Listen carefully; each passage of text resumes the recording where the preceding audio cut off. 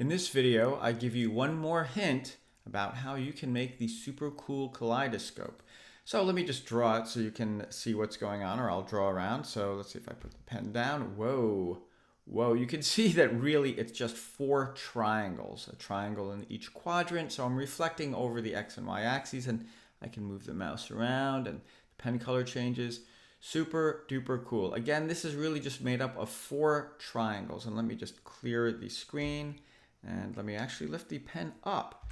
And there you go. You can see the 4 triangles, and I'll show you at least the first triangle. So I'm just drawing a line, or a triangle I should say, from the mouse pointer, the mouse XY. That's this point right here. If the mouse is here, it's this point.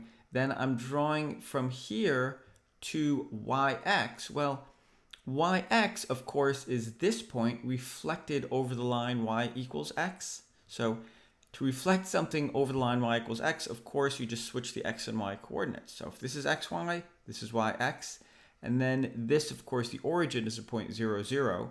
So these 3 lines of code, go to mouse X, go to YX, go to 0, 0, are drawing this first triangle.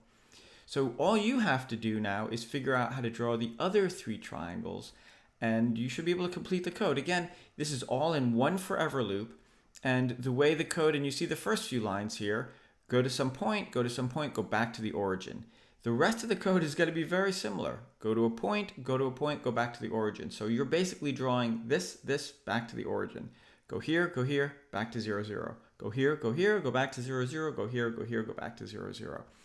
And I'll even give you another little hint here. Of course, this triangle is just this first guy reflected over the y-axis.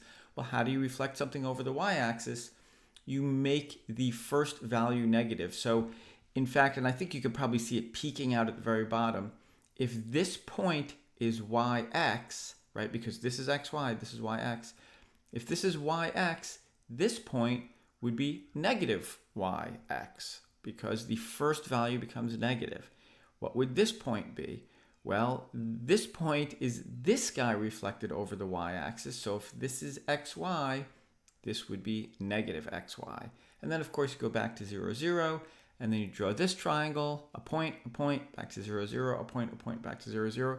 Well, what is the name of this point? Well, this point is this guy, but now I'm reflecting over the x-axis, so you have to make the y value negative.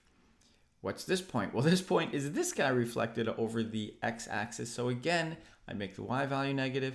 And then finally, this last triangle, of course, is another reflection over the x-axis, where I'm just reflecting these 2 points over the x-axis. So again, the y value becomes negative. So I don't want to write the whole code for you, but this is a really awesome start. You should be able to do the last little bit. No more hints here. So it's really, these are 3 lines. And again, I think you can see this line peeking out. You just need to complete drawing the remaining 3 triangles. Go someplace, back to 0, 0. 3 lines for the next triangle, 3 lines for the next triangle, 3 lines for the last triangle.